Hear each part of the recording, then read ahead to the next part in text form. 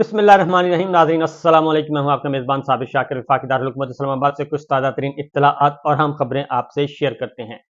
आज फिर इमरान खान साहब जीत गए, शाह महमूद कुरैशी साहब जीत गए और पाकिस्तान तहरीक इंसाफ जीत गई और जेल में सजा हुई इमरान खान साहब को, शाह महमूद कुरैशी साहब को 10-10 साल कैद सजा सुना दी गई और डराया भी गया, धमकाया भी गया, बहुत कुछ किया गया और काफ़ी अरसे से जेल में रखा हुआ है।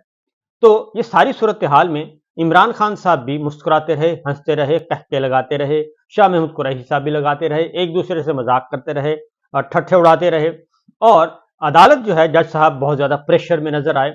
कुछ चीज़ें आपके सामने मैं रखूंगा, बहुत ही एक्सक्लूसिव मनाजिर, आप भी खुश होंगे।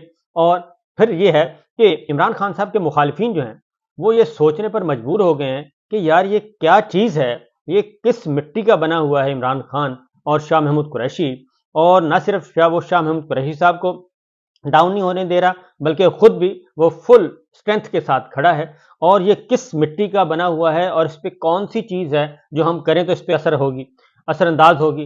तो सूरत हाल बड़ी मज़े की थी। सज़ा सुना दी गई, लेकिन आपको मालूम है कि एक पॉलिटिकल इंजीनियरिंग होती है, एक पॉलिटिकल मैनूवरिंग होती है, एक होती है जुडिशल इंजीनियरिंग। तो आज अडयाला जेल में कल हमने बहुत कुछ देखा और बहुत सारे मनाजर मुझ तक पहुंचे हैं, बहुत सारे मनाजर पहुंचे हैं और बहुत सारी गुफ्तगू पहुंची है, बहुत सारे एक्सक्लूसिव चीज़ें पहुंची हैं। वो इंशाल्लाह मैं आपको बताऊंगा बहुत ही, और वो सिर्फ मेरे पास ही हैं अल्हम्दुलिल्लाह। तो बहरहाल सूरत हाल ये है कि ये खेल कहाँ से शुरू हुआ, पहले तो ये सुन लें ज़रा। ये खेल शुरू हुआ जी 6 जुलाई 2018। 6 जुलाई 2018 को हम मुंतज़र थे एहतसाब अदालत के। यही एहतसाब अदालत थी, आज साइफर कोर्ट था लेकिन एहतसाब अदालत थी। और एहतसाब अदालत से नवाज शरीफ साहब को जो लंदन के अपार्टमेंट्स हैं उनका मुकदमा था और उनको सजा सुना दी गई। उनको कितनी सजा सुनाई गई और इत्तफाक से वो भी खबर मेरे हिस्से में आई। पहले जरा वो सुन लीजिए, छोटा सा है, तो मैं आपको बताऊंगा कि मामला शुरू कहां से हुआ। सुनिए जरा। 10 साल कैद की सजा सुना दी गई है। यहाँ पर नवाज शरीफ को 10 साल कैद की सजा सुना दी गई है। नवाज शरीफ को 10 साल कैद की सजा सुना दी गई है। एवनफील्ड केस में नवाज शरीफ को 10 साल कैद की सजा सुना दी गई है। नवाज शरीफ को 10 साल कैद की सजा सुना दी गई है। एवनफील्ड रेफरेंस का फैसला आ गया। एवनफील्ड रेफरेंस में साबिक नाहल वजीर आजम नवाज शरीफ को 10 साल कैद की सजा सुना दी गई है।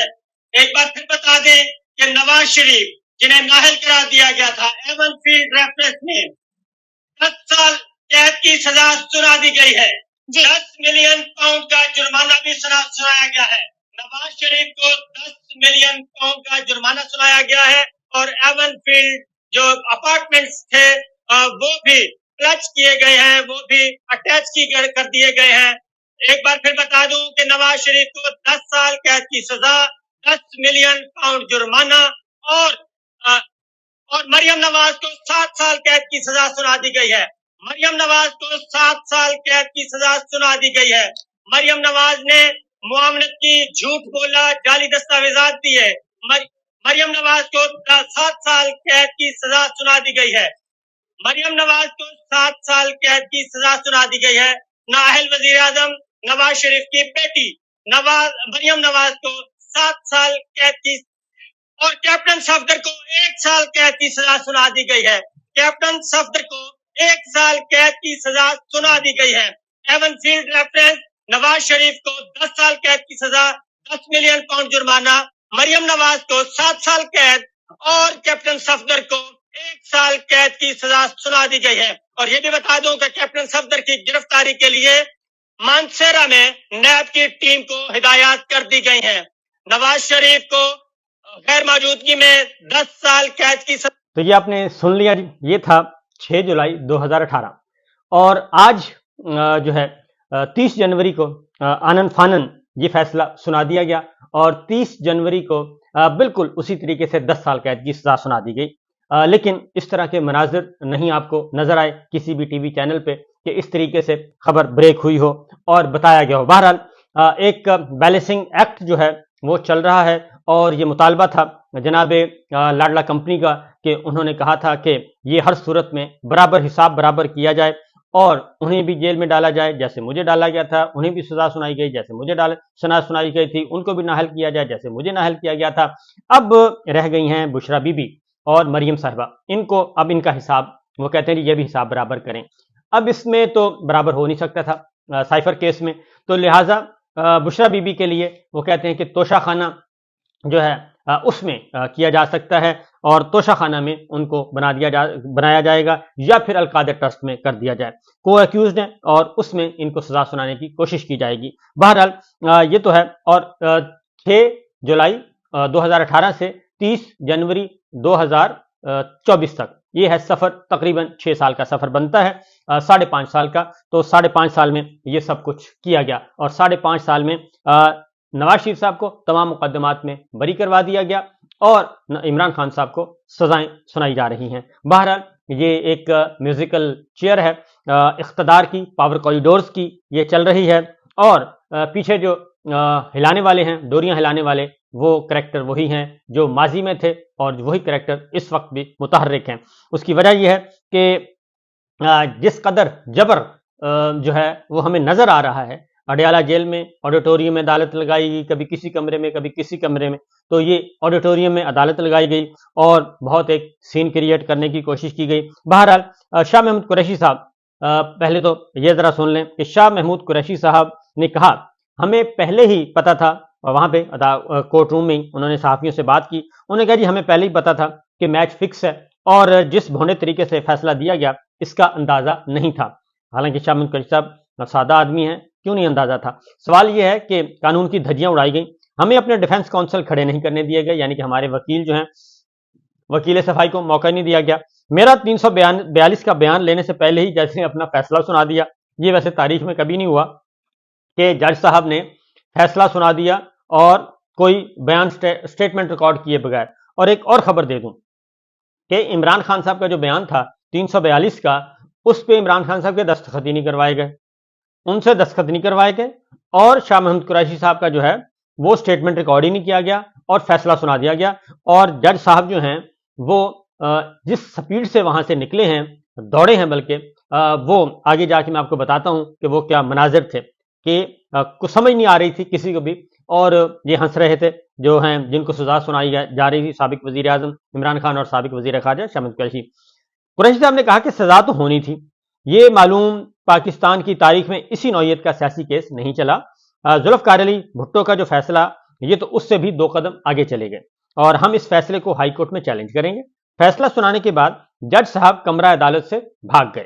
قریشی صاحب نے بتایا, کیونکہ میڈیا نے بھی دیکھا, اس میں کوئی شک نہیں ہے کہ پتہ نہیں, سمجھ نہیں آ رہی تھی کیا جج صاحب پہ کیا پریشر تھا. سزا کے باوجود میرا ضمیر مطمئن ہے, پاکستان کا ہمیشہ دفاع کیا ہے, کرتے رہیں گے, زندہ یا مردہ ملتان کے قبرستان میں جاؤں گا. یہ شاہ محمود قریشی صاحب بتا رہے ہیں, اور بہت ہی جذباتی تھے اور بہت زیادہ قوت کا مظاہرہ کیا انہوں نے, اور استقامت کا.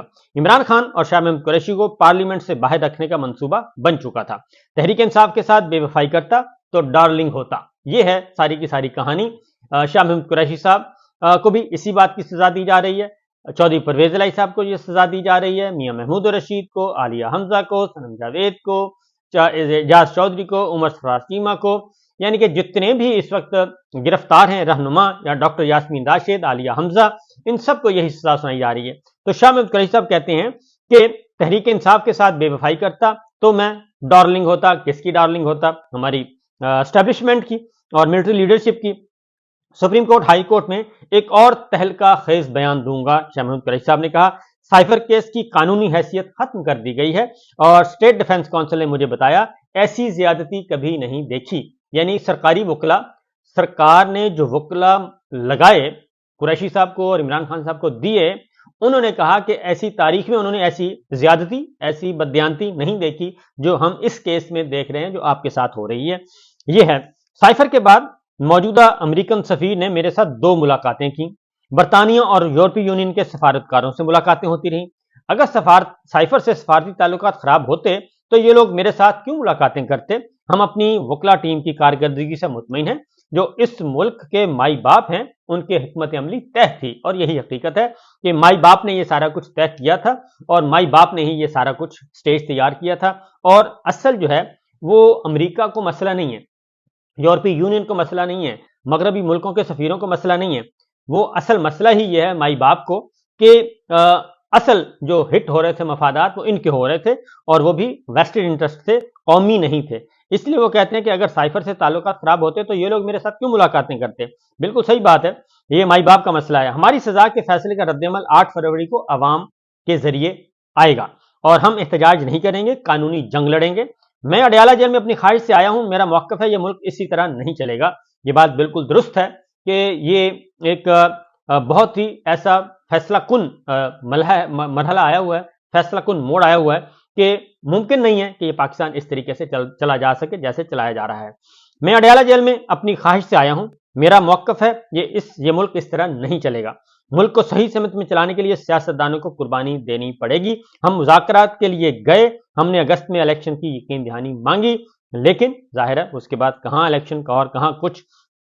اب آگے چلتے ہیں جی کہ توشہ خانہ کیس کی سماعت کے دوران عمران خان صاحب نے جج بشیر صاحب سے کیا کہا، وہ بھی ذرا سن لیں، وہ بھی مزے کی چیزیں ہیں جی اور وہ کوئی ایسی نہیں ہے۔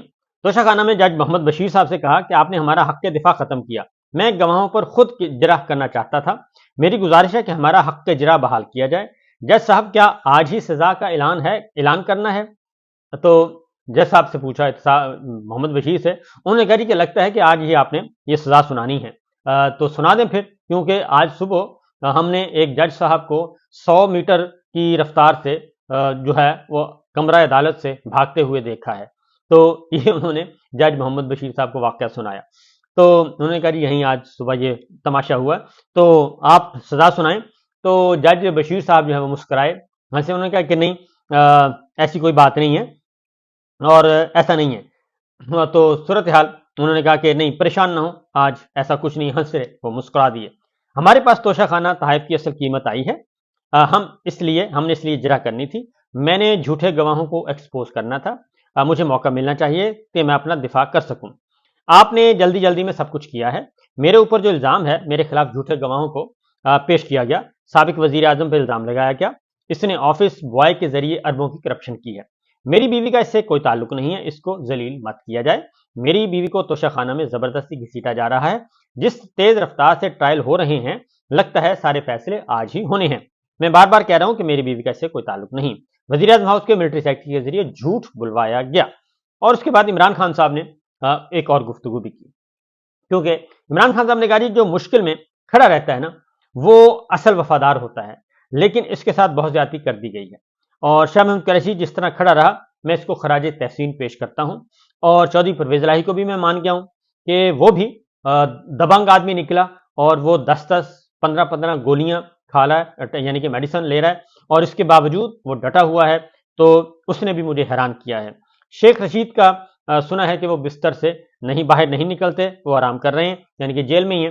وزیر اعظم ہاؤس سے سائفر کس طرح چوری ہوا، صحافی نے جب پوچھا تو انہوں نے کہا کہ مجھے ایک اے ڈی سی پر شک ہے جس نے سائفر چوری کیا، اور اے ڈی سی کا نام بتانا پسند کریں گے؟ صحافی سے پوچھا تو انہوں نے کہا کہ دیکھیں بات یہ ہے کہ خان صاحب کو اگر وہ جھوٹ نہیں بولتے، میں آپ کو یہ بتا دوں، انہوں نے کہا کہ دیکھیں اے ڈی سی سمیت 3 لوگوں پر شک ہے، نام اس لیے نہیں لوں گا کیونکہ صرف شک تھا، اور سائفر کیس کی انکوائری پر جب جنرل طارق پیچھے ہٹ گیا تو سب کے پتہ چل گیا کہ اس کے پیچھے کون ہے۔